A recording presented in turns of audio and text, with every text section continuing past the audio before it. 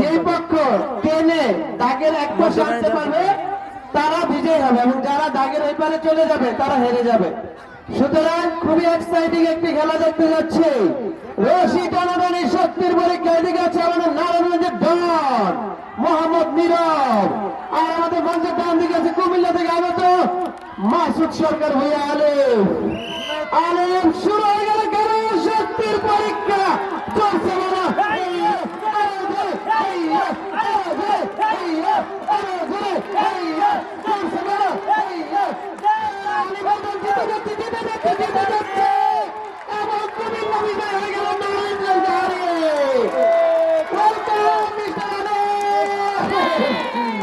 আমাদের নারায়ণগঞ্জকে হারিয়ে রশি টানাটানি খেলার প্রতিযোগিতার বিজয় অর্জন হলো আমাদের আলিফ এবং জুনাইদের দল।